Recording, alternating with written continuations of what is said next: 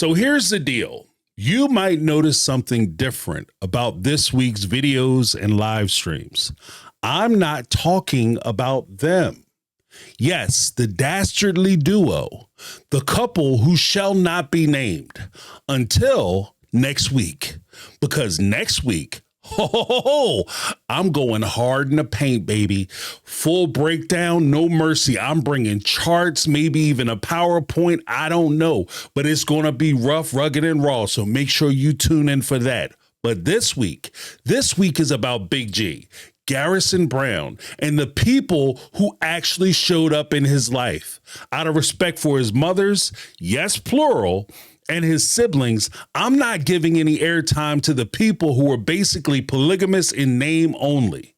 Because here's the thing, like the YouTube algorithm, and trust me, I'm still trying to understand how that beast works. It doesn't matter if we're praising, criticizing, or condemning someone. If we keep their names in our mouths, it feeds their relevance. It feeds their pockets. It tells TLC, we're here, we're still watching, and we're still interested. Not today. Not this week, not on my watch. I've revoked their VIP access in my channel. Temporarily. This week, I want to honor the people who will feel Garrison's absence the deepest.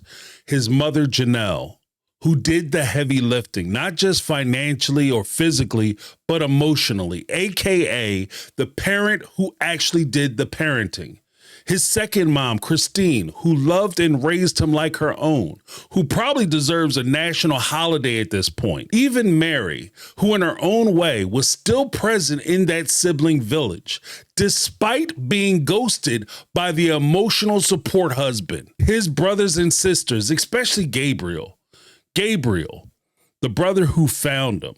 The one who had to call their mother and speak the unspeakable.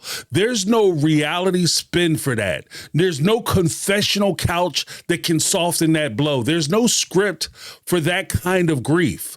No preparing for it, just pain and silence. And in that silence, I've been thinking about the system that allowed this kind of heartbreak to happen. And let's be honest, the Brown family's final form of polygamy, it wasn't about shared parenting. It wasn't about unity. It was about isolation.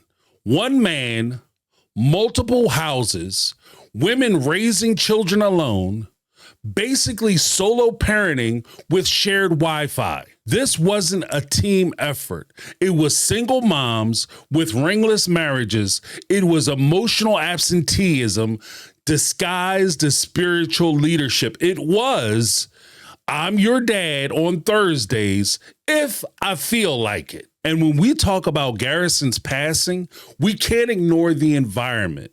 A system where being a present father was optional, where emotional labor was outsourced to the mothers, where some kids got attention and others got a text 3 weeks later. Garrison deserved more, and so did Gabriel, and so did every other kid in that house who felt like a second-tier priority while the cameras rolled somewhere else, usually on the porch of Casa Favorita. So no, I'm not giving the algorithm what it wants this week. I'm not naming names. I'm not analyzing crocodile tears, spiritual gaslighting, or mysterious selective memory loss. Not this week. This week is for honoring the people who were actually there, the ones who will grieve forever, the ones who didn't just love Garrison on camera, they loved him in real life, off camera without a paycheck. So I'll see you next week for the deep dive, and trust me, I'm going to be full scuba situation. It's going to be wild. But for now, let's sit with this. Let's remember Big G. And let's give grace and support to the siblings and moms who are navigating a world without him. Like, subscribe, and make sure you ring that bell for notifications, because when I go in, I'm going all the way in. And at the end of the day, make sure you hug the people that you love, and I will see you next time.